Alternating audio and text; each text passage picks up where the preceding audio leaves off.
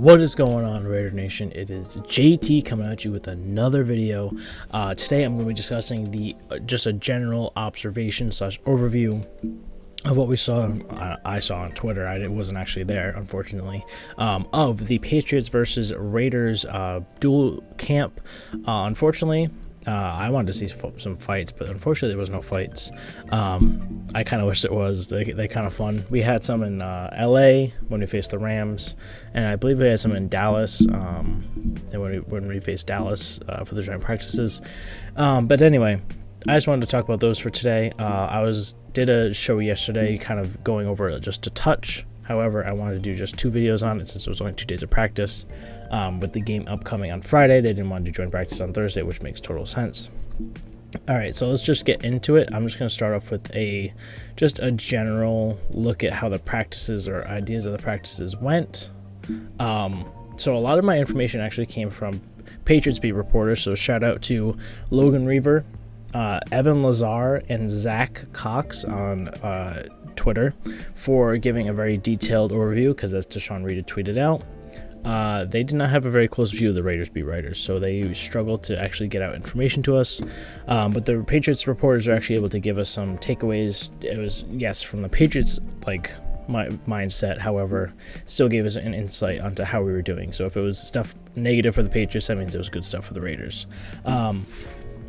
So talking about 3 players came back to practice I've been missing for a while: Cleveland Ferrell, Denzel Perryman, and wow, I'm blanking, Josh Jacobs.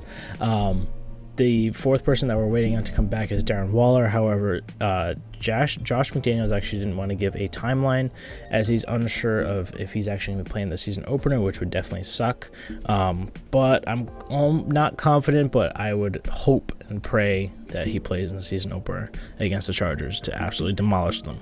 But yeah, those 3 players came back, which is I'm glad to see Perryman back, obviously. I'm happy to see Josh Jacobs back. But in terms of Klee, I'm not really sure where he is on the roster, in terms of where his spot is. He hasn't played at all this preseason. He's played 0. He's done 0 off-season stuff with the team because he's been injured since 31st.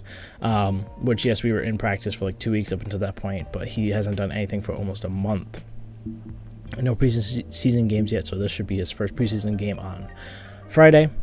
So his spot is, I would say, not even set in stone, even though I thought it was at the beginning of the offseason, because it seems like this front office, as I talked about again and again and again, is willing to just kick old Gruden, Mayock, Grukak signings / draft picks / moves to the curb. We saw that with Kenyon Drake. We saw that with, who was it? I can't remember off the top of my head. There was someone else. But, Amik Robertson. You have Alex Leatherwood, who people are talking about could be traded, could be gotten rid of, which I don't really see happening. And then you also have Cleveland Ferrell, who people are still not sure where he is on this roster. But yeah, those players came back. It was cool to see, as I have this little picture of Bill and Josh. Definitely cool meeting the minds. I tweeted out that no one's really ever talking about Nelson Aguilar also being back in Las Vegas for the first time since 2020, or even being near or with the Raiders since 2020. Not really sure how that ended up. Maybe that's why there's really no one talking about it, because maybe it was not ugly breakup, but just a don't really care. It was a 1-year thing kind of thing. But I always will love Nelly for that 1 year in 2020 he gave us. He definitely gave it his all that year.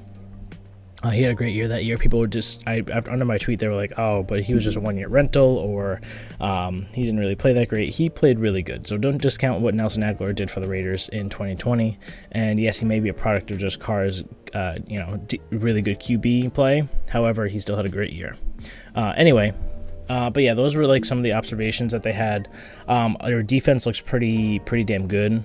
The run is definitely going to be a problem on both sides of the ball.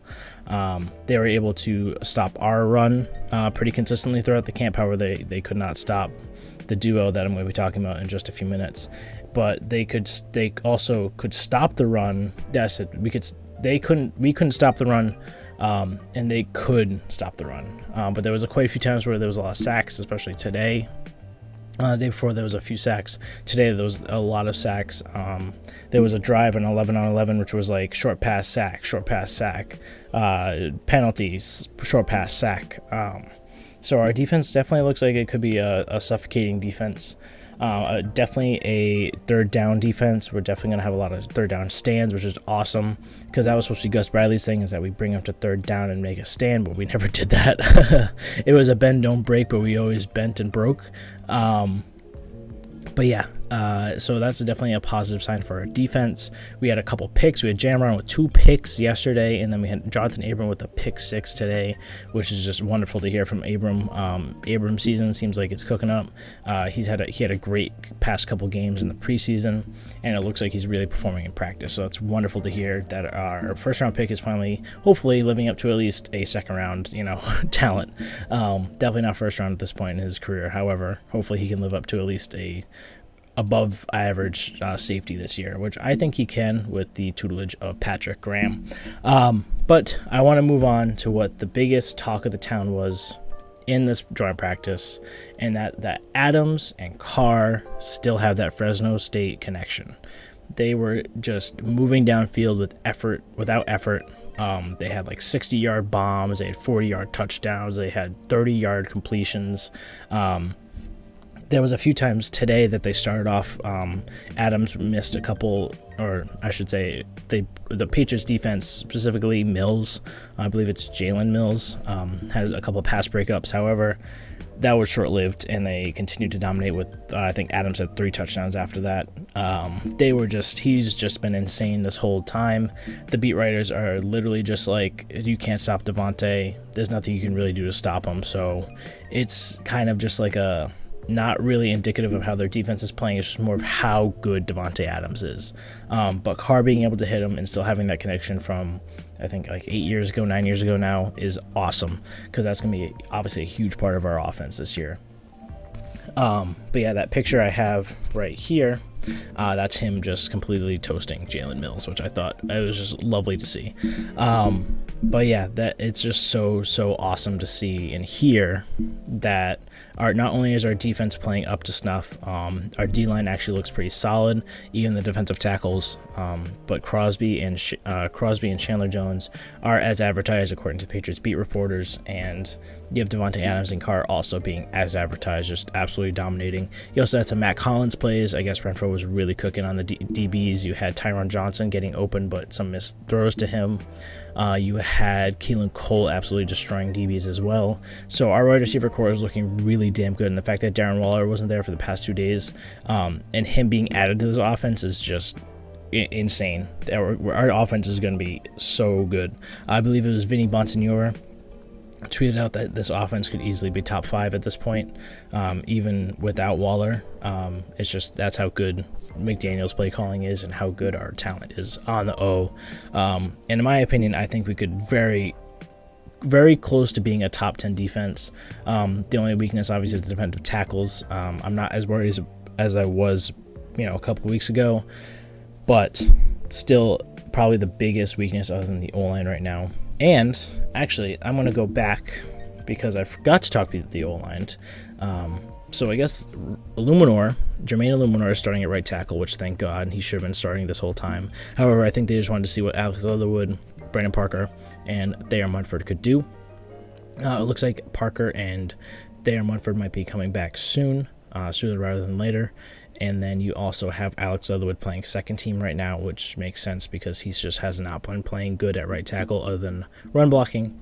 But then at left guard, which I thought was really interesting, was Dylan Parham starting with the 1s. You didn't have John Simpson. He was, I think, with the 2s, or I wasn't sure if he was injured. I'm not really I didn't really get a clear answer on that.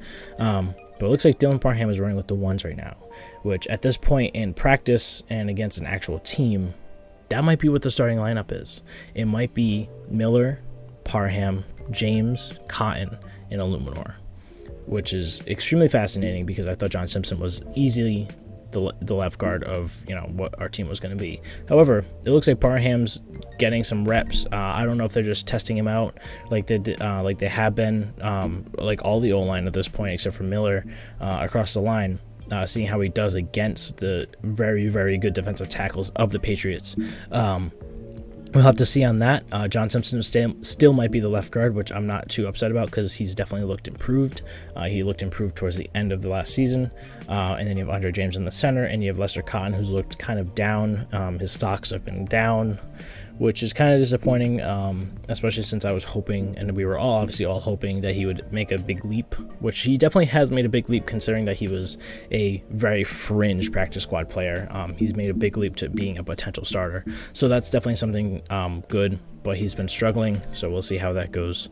But yeah, that's about all I had to talk about today. It's been very interesting and awesome to hear about our team playing against a real team for real, with the ones, with Davante Adams, with Derek Carr, with Josh Jacobs, although Josh Jacobs played the Hall of Fame game, with Max Crosby, Chandler Jones, you have Jayon Brown, all those players, Denzel Perryman being back, you have Clelin Ferrell even being back. Obviously Waller's not back, but when Waller gets back, it's just exciting. I am super pumped for the season opener in almost 2 weeks now. We're approaching the 2-week mark before we get to see the silver and black play for the first time since January. So I am obviously very excited. Let me know in the comments how excited you guys are for the start of the season, how excited for you guys to see Davante Adams and Derek Carr connection, how excited you guys to see the defense this year, because I can tell you I'm excited for all three of those things. But thank you guys so much for watching. Don't forget to like, comment, and subscribe. Turn on the notification bell so you don't miss an upload. I'm on the road to 100 subscribers, and I'm almost there at 79 right now. So if you would subscribe, it's free, so it's very easy to do that. So subscribe right here, and thank you all for watching. I hope you have a great day, and peace out, Raider Nation.